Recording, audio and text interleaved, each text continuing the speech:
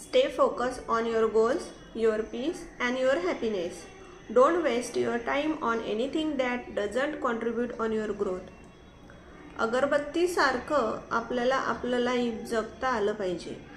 नमस्कार, मी स्वाती. आता मी जे काही बोलली त्याच्या रिलेटेड मी एक स्टोरी तुम्हाला सांगते. एक लेडी असते आणि ती खूप देवधर्म वगैरे करते. ती देवाची पूजा वगैरे खूप करते आणि हा तिचा नित्यक्रम असतो. म्हणजे रोजच ती मंदिरात जाते, देवपूजा करते वगैरे. हा तिचा नित्यक्रम बनलेला असतो.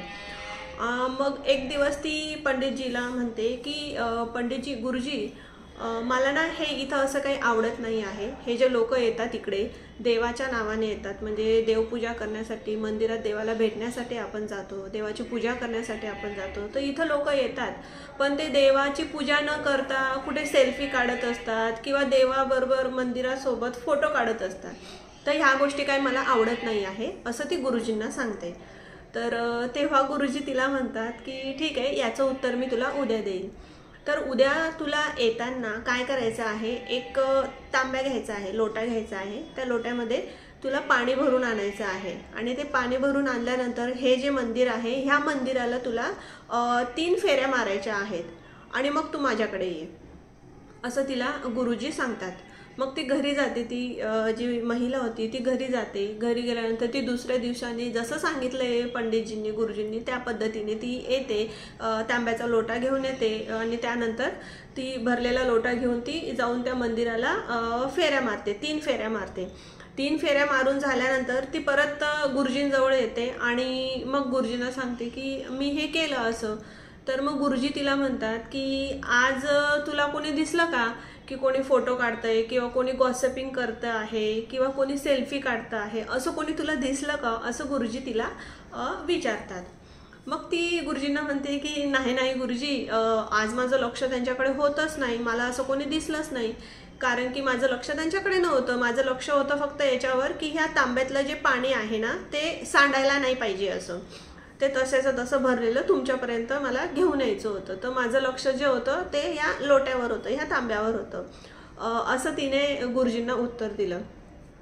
तर काय ना, तर आपलं लक्ष कुठे असलं पाहिजे, दुसऱ्यांवर नसायला पाहिजे किंवा दुसऱ्या गोष्टींवर नसायला पाहिजे. आपलं जे लक्ष आहे ना ते आपल्या याच्यावर असलं पाहिजे, गोल्सवर असलं पाहिजे. आपण कशावर फोकस केलं पाहिजे, आपल्या गोल्सवर. आपलं आनंद कशामध्ये आहे, आपले गोल्स काय आहे, पर्सनल गोल कोणते, प्रोफेशनल गोल कोणते, ते मी कसे पूर्ण करू शकते किंवा शकतो, या गोष्टीकडे आपलं लक्ष असलं पाहिजे. पण आपण तिकडे लक्ष देत नाही, आपण दुसऱ्यांकडे लक्ष देतो. जसं मी स्टोरी तुम्हाला सांगितली, जर आपण आपल्या गोल्सवर ते पूर्ण करण्यासाठी जर आपण लक्ष दिलं तर इतर गोष्टींकडे आपलं माइंड जाणार नाही किंवा आपलं लक्ष जाणार नाही. तर स्टे फोकस ऑन युअर गोल, म्हणजे आपण फोकस असलं पाहिजे. जसं घोडा असतो, तर घोडा कसा असतो, तर याला असे हे लावलेले असतात, काय असतं ते, झापडं असे लावलेले असतात. कारण त्याला जे आहे त्याचं लक्ष काय आहे की त्याला रेसमध्ये पळायचं आहे. जर त्या घोड्याला त्याच्या डोळ्यांजवळ हे असं नाही लावलं तर तो इकडे तिकडे बघणार आणि मग त्याचं जे गोल आहे, ज्याचं जे टार्गेट आहे तो ते विसरणार.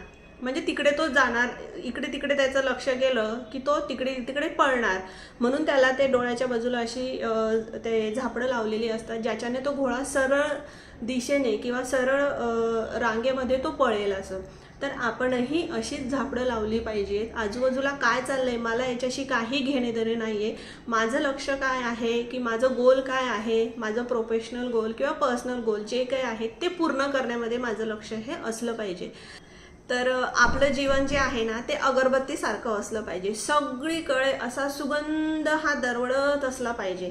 म्हणजे जिथं जावं तिथं आपला सुगंध हा असा दरवळत असला पाहिजे. असं आपलं लाईफ हे अगरबत्तीसारखं असलं पाहिजे.